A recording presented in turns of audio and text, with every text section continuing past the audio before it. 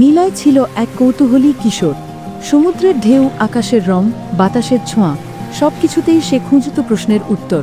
প্রতিদিন বিকেলে সে সমুদ্রের ধারে বসত, বালিতে আঙুল চালিয়ে লিখো অজানা নাম, আর মাঝে মাঝে ঢেউয়ের শব্দে মিশিয়ে দিত নিজের ছোট্ট একটা গান। জলরঙে আঁকা ছিল তার স্বপ্নের মানচিত্র। ঢেউয়ের মাঝে খুঁজে ফিরত এক অজানা চিঠি। একদিন ঠিক সূর্য অস্ত যাবার আগে তার সামনে এসে পড়ল একটা অদ্ভুত সাপ। রং ছিল সাদা আর মাঝখানে এক নীল আভা যেন আলো দিচ্ছিল। নিলয় সাপটা কানে দিল। নিলয় ভেসে এল এক গম্ভীর অথচ কোমল কণ্ঠ। তুমি নির্বাচিত। এসো, সমুদ্রের নিচে তোমার জন্য অপেক্ষা করছে এক স্কুল। হঠাৎ সে অনুভব করল তার চারপাশের জলে এক নীল বৃত্ত তৈরি হয়েছে। সে নিচে নামতে শুরু করল, কিন্তু কোনো কষ্ট হচ্ছিল না, বরং যেন ভেসে ভেসে নামছিল এক নতুন জগতে। জলের বুকে লিখল সে নিজের নাম। প্রবালের শহরে পেল এক নতুন ধাম।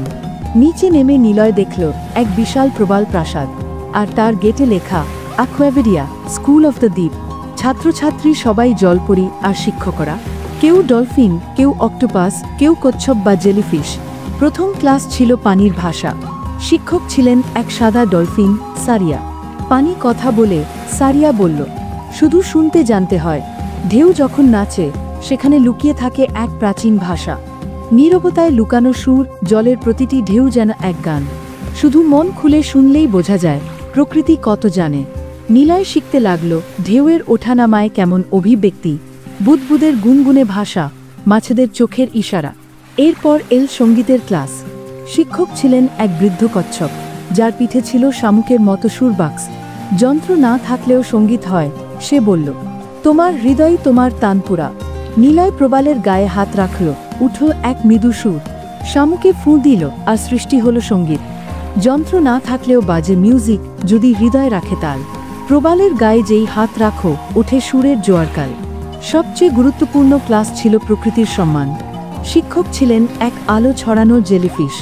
মানুষের শক্তি আছে, কিন্তু ভালোবাসা কমে গেছে। তোমরা সৃষ্টি করো আবার ধ্বংস, কিন্তু প্রকৃতি সে সহ্য করে শেখায়। নিলয় দেখল জলপরীরা কিভাবে সমুদ্র পরিষ্কার করে প্লাস্টিক দিয়ে বানায় শিল্প। তারা প্রতিটি প্রাণীর জন্য জায়গা রাখে, ক্ষুদ্রতম শামুক হোক বা বিশাল হাং। যে গাছ কেটো, সে ছায়া দিতে চায়। প্রকৃতি শত্রু নয়, সে তো আমাদের মায়া মায়া ভাই। দিন গেল, সপ্তাহ কেটে গেল। একদিন এক বিশাল তিমি, স্কুলের প্রধান, তার সামনে এল। তুমি শিখেছ নিলয়, এখন তোমার কাজ এই শিক্ষা নিয়ে ফিরে যাওয়া। মানুষের মাঝে ছড়িয়ে দাও প্রকৃতির ভাষা, জল, সুর আর ভালোবাসা। তুমি এখন সমুদ্রের বন্ধু। জলপরীর স্কুল থেকে ফিরে এল সে, হাতে না ছিল ডিগ্রি, তবুও তার গলায় ছিল এমন সুর যা বদলায় হৃদয়ের ছন্দ। নিলয় ফিরে এল সেই আগের সমুদ্র পাড়ে, কিন্তু সে বদলে গেছে। আজ সে গানে ডাকে সবাইকে, ছোটদের শেখায় সমুদ্রের গল্প, বোঝায় কেন জলের ভাষা শ্রদ্ধার ভাষা। যার সুরে ডুবেছিল সমুদ্র, সেই কিশোর আজ গান লেখে। প্রকৃতির সেই পাঠ আজও বাজে মানুষের মনের রেখে।